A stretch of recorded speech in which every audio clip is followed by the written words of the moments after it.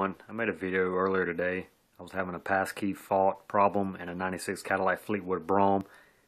I did a bypass video on bypassing the VAT system to where you won't need, it tricks the car into reading that the key is correct every time, because that's what happens. That little pellet either gets worn out or the cylinder in the ignition switch gets worn out. It can be a very expensive fix, $500 to $700.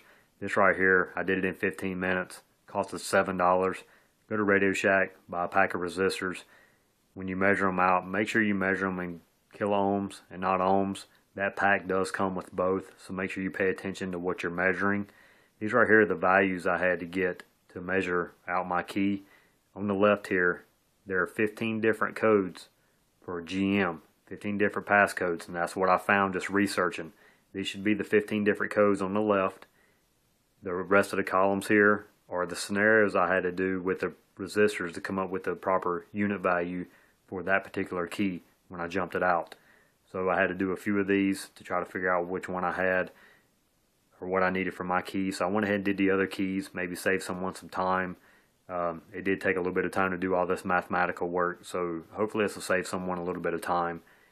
And basically what you do is find out what your key is, measure your key in kilo ohms, stick it in a vise or whatever, just hold it, check it with a multimeter, read the pellet and see what it is.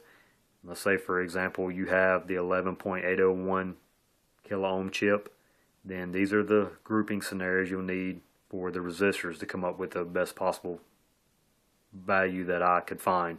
So just measure through your resistors, find the 9.8 resistor, set it to the side, measure them, find the 0.991 resistor, set it to the side, etc. till you come up with this value. When you get all four of these, or three, a combination, whatever you need, and you link them together, check them in the series just to make sure the value is pretty close to what I had. I checked these pretty well, went back over this and calculated it out. They came up to be what is here, but of course double check them to make sure they are correct. I could have made a mistake. I could have wrote something down wrong, so just check them.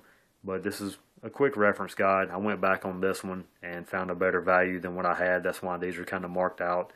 So that's why this one's way over here, and I'm trying to keep it on the camera. So here's this. I'm sure it'll save someone a little bit of time.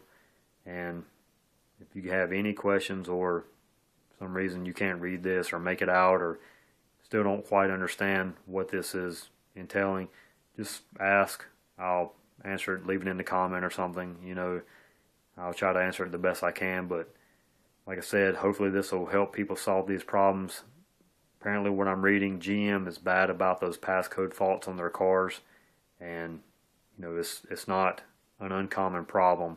So I made that video today to try to help some people solve that. I don't want to spend $500 to $700 taking care of it, and I don't think anybody else really does either. So, you know, I made a video real quick, how to take care of that, and these are the values here. So I hope it does help someone out, and I'm kind of rambling on to kind of keep showing this. So if you have any questions, again, just let me know. I answer it the best I can. Alright, thanks everyone, and hope you have a good day, night, whichever.